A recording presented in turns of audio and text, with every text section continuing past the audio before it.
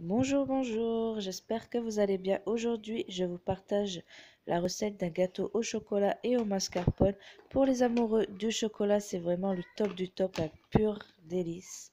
Et si tu n'es pas encore abonné, tu peux le faire dès maintenant en cliquant sur le bouton s'abonner en dessous de la vidéo à droite et activer la petite cloche qui se trouve juste à côté pour recevoir les notifications dès que je posterai une vidéo.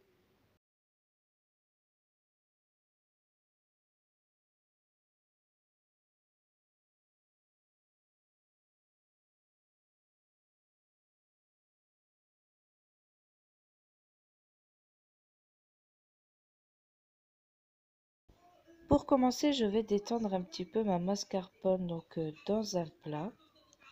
Ensuite, je vais verser mon chocolat fondu que j'ai fait fondre au micro-ondes, que vous pouvez faire aussi au bain-marie, c'est selon votre choix.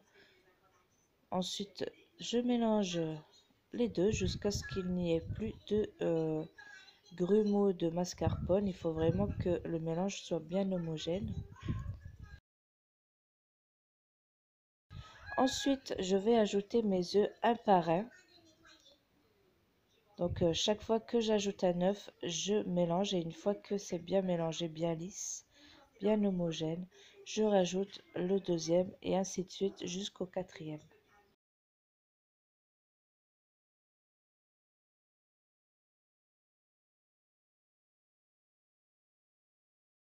Ensuite, j'ai ajouté le sucre glace. Donc le sucre glace, il va vous donner un effet glacé à votre gâteau. Franchement, le sucre, il va mieux s'incorporer à l'intérieur. Ça va vous changer la texture. Ensuite, je mets la farine et je remélange bien toute ma pâte jusqu'à ce qu'elle soit bien lisse et homogène.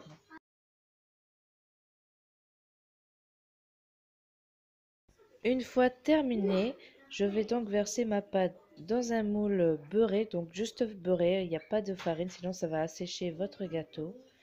Moi j'ai choisi un moule rond à charnière, vous pouvez prendre un moule carré ou rectangle, c'est votre choix.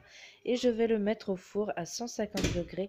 Donc moi comme mon épaisseur n'était pas très grosse, je l'ai mis 20 minutes, mais franchement je vous conseille de le mettre 15 minutes, je pense que c'est largement suffisant. Après, pour ceux qui ont un moule moins large, avec plus d'épaisseur, je pense que 20 minutes, ça devrait le faire. Donc, à voir avec votre four, c'est vous qui connaissez votre four. Donc voilà, ensuite, à la sortie du four, je le laisse refroidir environ 10 minutes.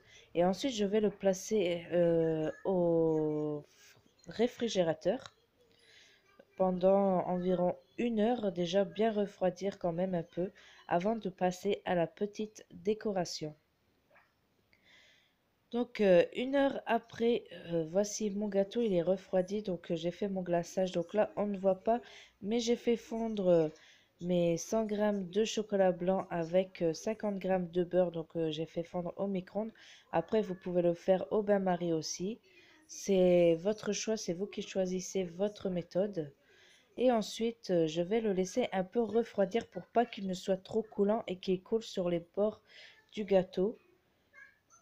Et je le mets par-dessus comme ça et à l'aide d'un pinceau. Moi je trouve que c'est plus pratique. À l'aide d'un pinceau, je vais venir étaler comme ça un peu partout. Pour bien recouvrir le gâteau.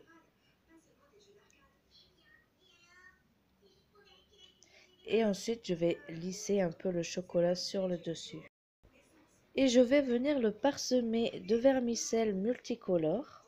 Donc ça, c'est un petit plus pour plaire aux enfants. Ils aiment vraiment ça. Après, la décoration, c'est vous qui voyez. Vous pouvez mettre ce que vous voulez dessus, des perles de chocolat. Vous pouvez le laisser sans rien, juste le chocolat blanc. Après, vous pouvez mettre du chocolat noir aussi à la place du chocolat blanc. Et après, moi, je trouve que ça fait un peu trop chocolat. Voilà, j'ai fait chocolat blanc pour casser un peu le goût du chocolat noir.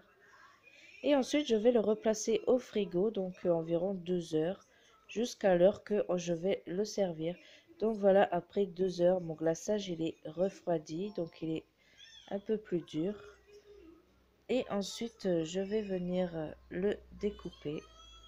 Et voilà, donc mon gâteau, comme vous voyez, la pâte, elle est humide. Donc en fait, il n'est pas sec du tout et franchement, il est super fondant en bouche. Franchement, je me suis super bien régalée. Donc voilà, ma vidéo est terminée. J'espère que ça vous aura plu. N'hésitez pas à partager la vidéo sur vos réseaux sociaux pour en faire profiter votre famille et vos amis si vous avez aimé ma vidéo. N'oubliez pas de liker et de vous abonner si ce n'est pas encore fait.